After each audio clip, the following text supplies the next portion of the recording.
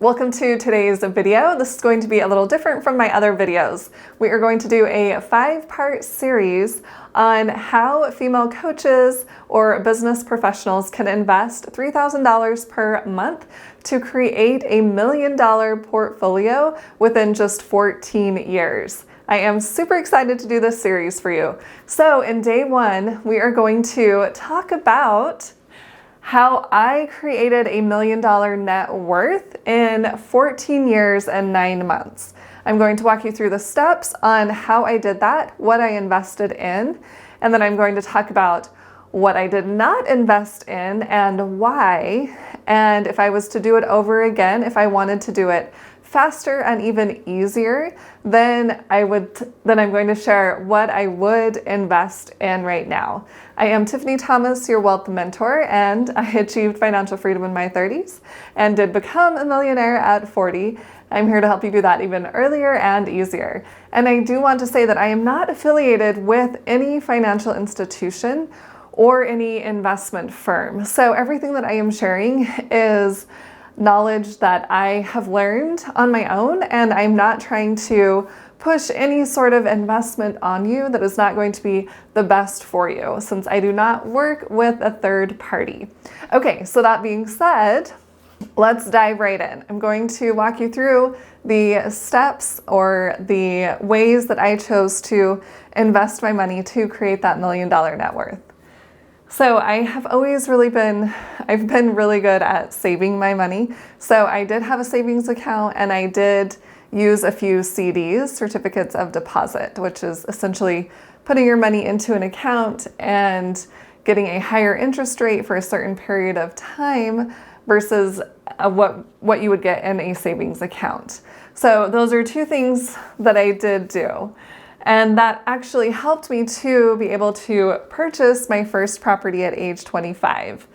And with that purchase, I did get roommates so that my property would be working for me. And that helped to create cash flow for myself. And I did invest in a 401k. So I had a 9-to-5 job, and I chose to set up a 401k and at least get their company match. So I did have that working for me in the background, but I didn't really understand what I was investing in when I was doing that. And then at age 32, so I waited a while to get a little more serious about investing. But at age 32, I ended up putting money into a whole life insurance policy. And I only held that for about 3 years and decided that was not the route that I wanted to go after doing more research. And I'm going to talk about this a little later in the video. And then another thing that I did was at age 33, I set up my own investment accounts besides the 401k with my employer. And I decided to invest in some individual stocks, individual companies. And then I also invested in some ETFs and index funds.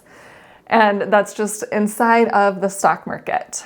And then I also invested in a bond, and those were my investments at the time.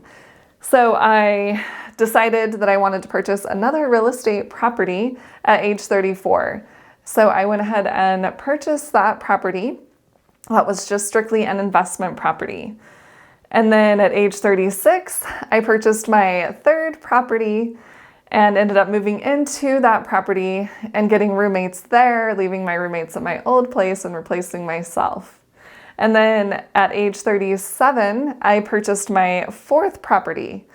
And I was able to do that because I took money out of my stock market investments and put that towards my down payment on that fourth property. So I was still adding some money into the stock market as I was purchasing these properties later on. And then at age 40, just right after turning age 40, I hit the $1 million net worth. I became a millionaire. And these are the main things that I invested in order to do that. So that's just a quick overview. And now I want to talk about what other investments I did not choose and why. And then I'm going to share if I did this all over again and I wanted to do it easier and faster, how I would do it. So let's move to the next part. Okay, one of the items I decided not to invest in was gold and silver. One of the reasons I decided not to choose gold was because I didn't want to have gold bars sitting around my house, taking up space and having me worry about keeping a hold of them, and then also taking them somewhere later to sell them and getting charged a fee for selling them to someone else. And then another reason is because of this graph I want to show you. This is comparing stocks versus gold and silver. The stocks are these blue and red lines. So the blue is the Dow Jones, and then the red is the S&P 500. And then the yellow and silver is gold and silver. So you can see over a period of 50 years that the stocks outperformed gold and silver for the most part. There is a little part where gold came up above. But here's something else I want to show you. So looking at this graph, it does not show reinvesting dividends. But if we move to the next graph, this actually shows if you're to reinvest your dividends. So when you're investing in stocks, sometimes you get paid a dividend. And if you were just to reinvest that money, then you can see this top line, the black line, is actually reinvesting those dividends. So it is way higher than gold and silver. So that is why I chose not to invest in gold or silver. And then I just want to hit on cryptocurrency. I did not choose cryptocurrency for two main reasons. The first one being extreme volatility. It goes way up and then way down. So you can make a quick win if you're in at the right time. You can also have a really huge loss if you're in at that time. And then the other main reason is because there's no intrinsic value with cryptocurrencies, which means they aren't backed by underlying assets or earnings the way that stocks are. Now I want to go back to the universal life insurance, the whole life insurance policy that I purchased, and why I only kept that for a few years. And I wish I would have not even set up that policy in the first place, but I didn't know what I didn't know. And this graph explains a lot of it. This is from Jeremy at Personal Finance Club. He's comparing a universal life insurance policy to an index fund, which would be the stock market if you were investing in a fund in the stock market. So if you were to contribute $200 per month in an index fund, at the end of 40 years, you would have $1,797,311 versus the IUL, the Indexed Universal Life Insurance Policy. You would have only $320,701. There is a drastic difference here. There are so many fees that are involved with a life insurance policy that it is not worth it. And a policy you could consider would be term life insurance, but I would definitely stay away from permanent life insurance or the indexed universal life insurance, whole life insurance. There's a lot of different names for it. Any of those I would stay away from. And honestly, I learned this after getting into one and then having to get out and losing thousands of dollars.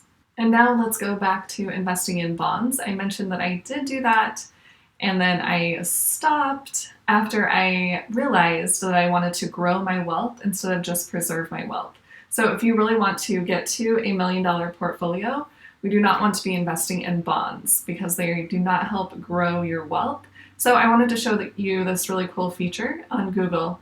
If you type in, I just typed in the Vanguard Total Bond Market Fund, VND, and then you can click over here on compare, and then you can type in another fund and you can compare the two funds. So I'm going to type in VTSAX, which is the Vanguard Total Stock Market Fund.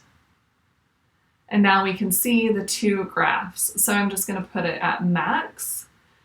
And you can see over time, so this is actually a newer fund, so it doesn't go all the way back. But you can still see that over the long term, this red one is the Vanguard Total Stock Market Fund.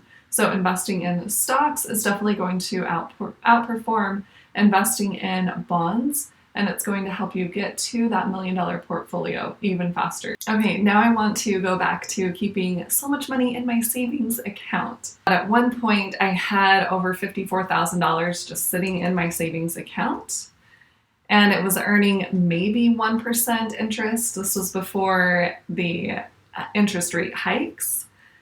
And then if I do that for 14 years, if I was just to leave that in there, that 54,000, then it would only grow to $62,111 over a period of 14 years. That is not very much money. And let's talk about if I was to do this over again. This is the really exciting part. If I was to do this all over again and I just wanted to keep it as simple as possible and spend as little time as possible growing my net worth or a portfolio to $1 million, this is exactly what I would do. I would stick only to the stock market because it is very easy to invest in the stock market and it takes very little time to invest in the stock market, and especially the way that I teach it. So looking at this calculator still, now here is the fun part. If we are starting with absolutely nothing, if we have zero saved or zero money invested, and we invest $3,000 per month at a 10% rate of return, which is very doable for the stock market, then in 14 years, we would have our $1 million portfolio, $1,091,428. And all we did was take $3,000 every single month and invest it into the stock market, into stocks. Very simple. I wouldn't be spending any time managing properties or trying to find tenants or collect rent. I wouldn't have any gold bars worrying about trying to sell those gold bars. I wouldn't have any crypto that is going up and then down really fast. I wouldn't have to worry about that. I can sleep a lot easier at night knowing that I'm investing in something that has been around for a really long time. And it is something that has intrinsic value. I'm investing in actual companies that are providing value. It's not just something abstract that I am investing in. And I can do it very quickly. I can just set up that transfer. I can even do an auto transfer and even automate it. And we're going to talk about these things later in the video series. But in the next video, I'm actually going to show you how to find that $3,000 to invest every single month. So I'm breaking down my spending plan and how to look at your income and your expenses and find that $3,000 to invest. And if you are thinking, I know I already want help doing this, I have a free masterclass where I go over how I can help you invest very simply in the stock market. I will leave a link below this video and you can check out that free masterclass. Comment below and tell me what your biggest takeaway was from the video today. And make sure and check out the second part of this video series, which is going to cover how to find that $3,000 to invest so that you can actually create a $1 million portfolio in the background. And if you found this video helpful, don't forget to hit that like button for me and the subscribe button. And please share this with whomever you think would find value in it. Thanks so much for watching. I'll see you in the next video.